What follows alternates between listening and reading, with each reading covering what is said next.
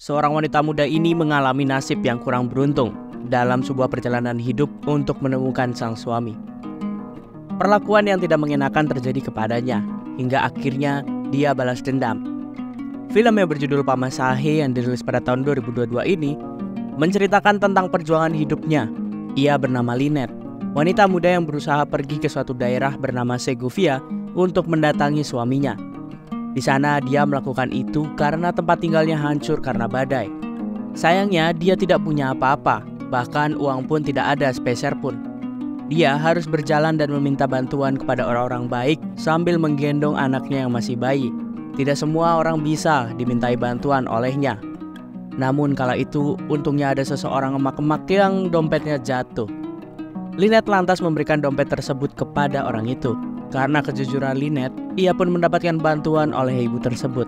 Ia diajak ke terminal bis dan diberikan beberapa pesangon supaya bisa naik bis yang akan ia tuju.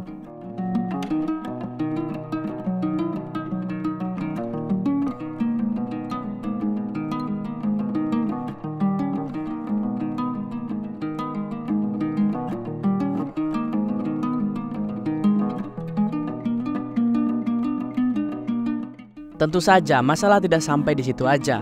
Masalah pun mulai muncul kembali karena Lynette masih muda dan manis.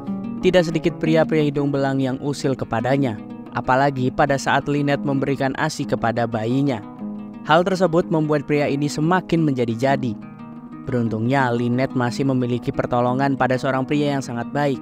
Ia melihat kejadian itu dan mengusir mereka yang mengganggunya. Ia pun sambil memperlihatkan senjata yang ia bawa.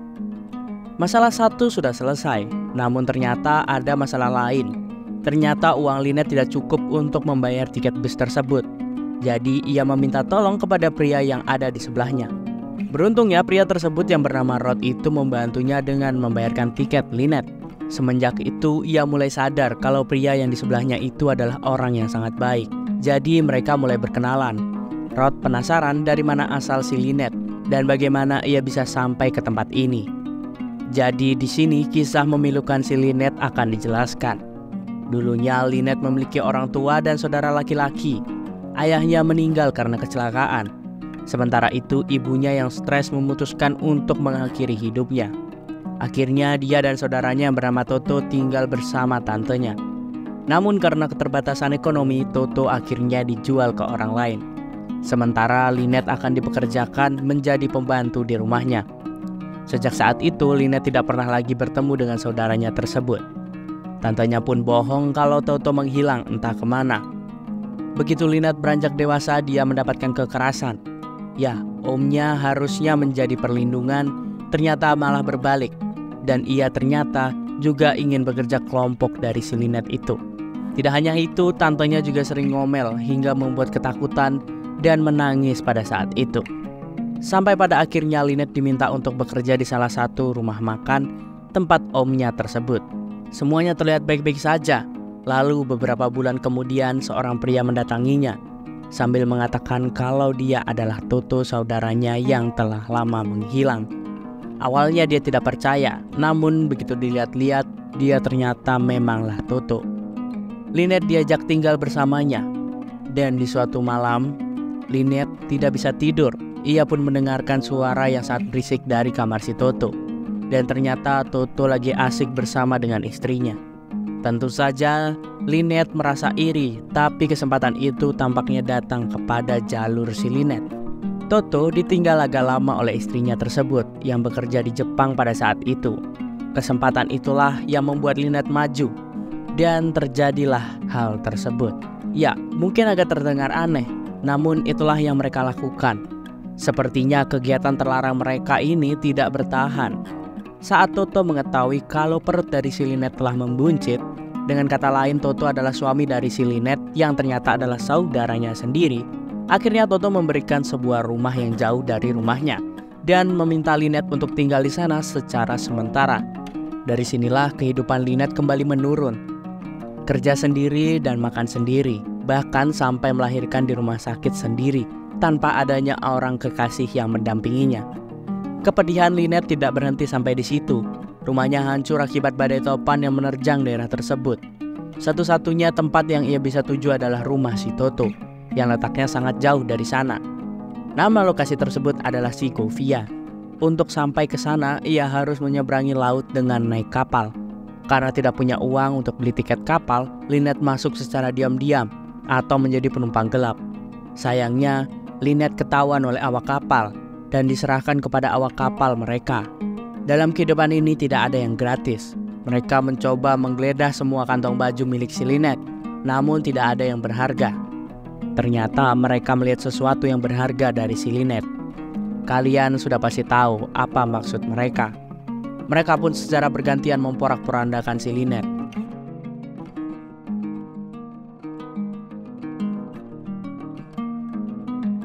Lynette diberi makan supaya bisa mengisi tenaga yang telah hilang. Sambil menangis, trauma yang ia alami pada saat itu membuat Lynette semakin sakit yang sangat mendalam. Setelah selesai, Lynette pun akan dipanggil kembali dan dipertemukan oleh sang kapten kapal. Ya, kondisi Lynette semakin tidak karuan. Tidak ada yang bisa diperbuat selain menuruti kapten kapal tersebut. Sampai suatu ketika, Lynette pergi ke kelas ekonomi dan bertemu dengan seorang nenek. Nenek tersebut baik kepadanya. Ia memberikan tempat tidur untuk si Lynette dan bayinya tersebut, supaya mereka bisa untuk beristirahat. Lalu Lynette melihat nenek tersebut mengeluarkan beberapa botol yang isinya adalah ramuan. Katanya, jika diolah, bisa menjadi racun yang sangat mematikan. Seketika setan pun lewat di dalam hatinya. Ia memiliki ide untuk meminta beberapa ramuan itu kepadanya. Untuk apa? Sudah jelas. Lynette akan memberikan ramuan itu kepada awak kapal yang telah merusaknya. Diam-diam ia memasukkan ramuan itu kepada minuman mereka. Hasilnya mereka semua tewas keracunan.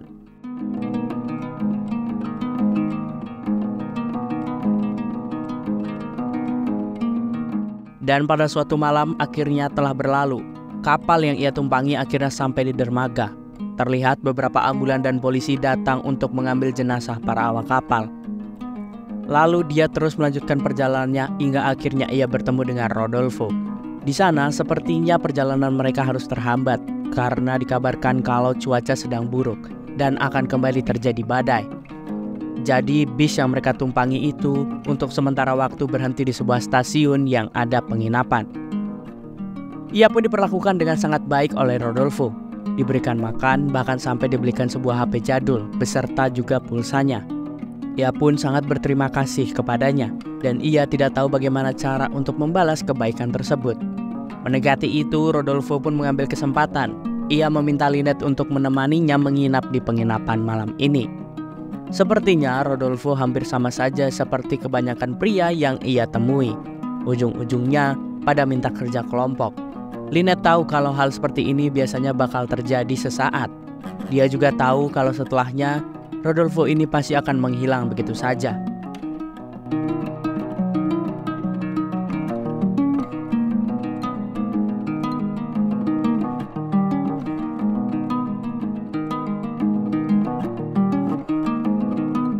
Dan ternyata tebakan Lynette benar. Rodolfo menghilang pada pagi harinya. Dia sudah sampai di rumah duluan, menyantap sarapan pagi bersama anak dan istrinya. Sampai suatu ketika sebuah berita muncul di TV yang mengungkapkan bahwa sebuah kejahatan. Pelakunya adalah seorang wanita muda yang tidak lain adalah Lynette. Ternyata bayi yang ia bawa bukanlah miliknya. Dia mengambil bayi orang lain saat di rumah sakit. Sementara bayinya telah meninggal dunia pada saat proses lahiran. Lynette seperti mengalami gangguan jiwa. Kematian awak kapal juga telah diungkap dan Lynette telah menjadi pelakunya. Dan lebih mengejutkannya lagi, Lynette ini membawa nama Rodolfo dan mengakui kalau mereka adalah partner dalam sebuah kejahatan. Parahnya lagi, Lynette menuduh kalau Rodolfo lah otak dari semua perbuatan ini. Rodolfo yang terheran-heran lantas didatangi oleh polisi dan akan menangkapnya pada saat itu juga. Dia berusaha kabur, namun sayang nyawanya menjadi taruhan. Lynette benar-benar seperti wanita yang berbeda dari sebelumnya. Apakah ini akibat dari rasa trauma yang ia derita saat di kapal? Atau mungkin jauh sebelum itu Lynette sudah mengalami depresi hingga akhirnya melakukan kejahatan sebesar ini? Bagaimana nih menurut kalian?